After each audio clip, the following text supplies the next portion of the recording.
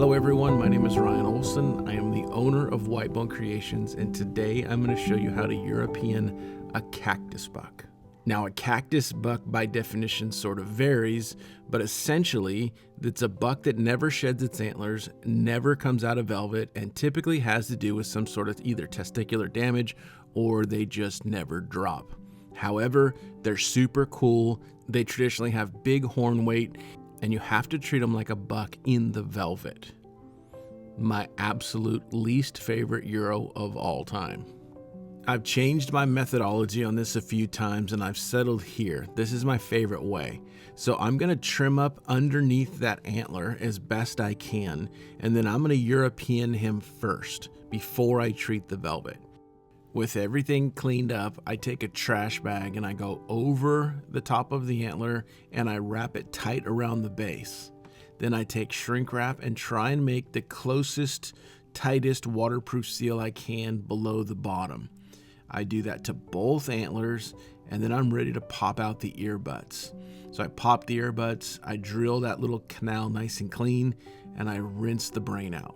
I know we're moving quick, but that is the whole idea behind a velvet buck of any kind. So I drop it into the water with the water just going above the crown of the head. I bring it to a boil, and the second it hits a boil, I cut it off and pull it out. What I'm trying to do is not steam away the velvet, but I have to get the flesh loose enough to power wash off. If you look here, you can see the staining that's occurred in the bone. So when the hide gets removed and the flesh dries, it will stain the bone. There is no way around it. Now, there are ways to leach it out, maybe a warm simmer with peroxide, maybe straight peroxide for days on end, but at some point you have done more harm than good if you would have just left the hide on. Food for thought. Rule number one, you need to spray into every hole and every orifice. Anywhere there's meat or tissue, make it go away. And on a velvet cactus buck Euro, you want to do this faster than you have before. Here it is all washed up and you can see the staining. Now I'm going to show you the next video that comes out in a week or so. Look at the difference of me just pulling the hide and power washing it off. Look at the difference in the color between the two chunks of bone.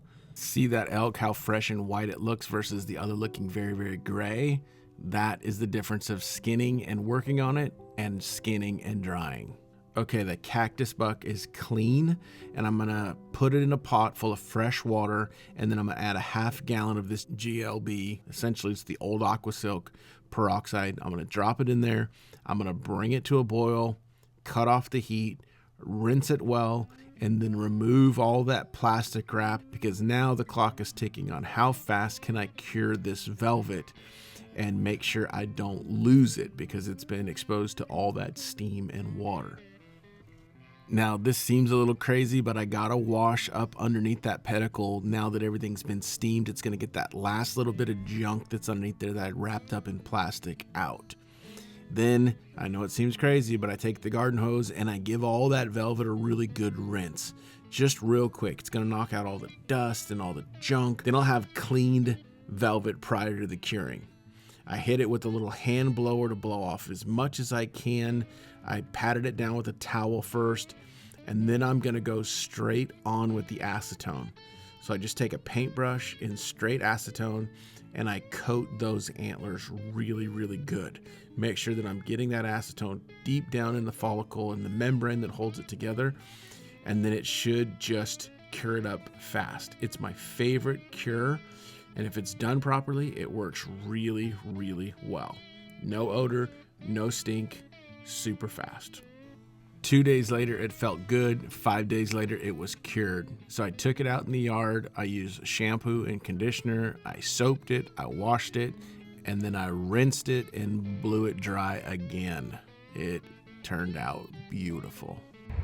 The hardest part's underneath here. Once it dries, then I can worry about color and getting some of the stain out of the skull. So the skull itself had a little bit of staining in it, as you saw. So my favorite workaround is to just take a paper towel and soak it in the GLB Aqua Silk, the peroxide, and lay it in the sensitive spots and just let it soak into the bone, and it will change the color of that staining. I let it sit on there for 2 days. I let it dry for 24 hours. I put on a coat of Mop and Glow, and this is the final product.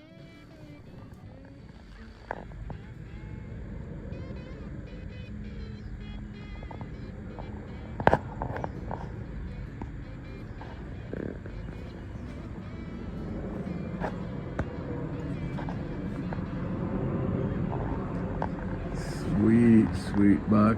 These are my favorites, these little highlights. Those little spurs of gray. Super cool. Thank you for watching. Never stop doing cool stuff. Till next time.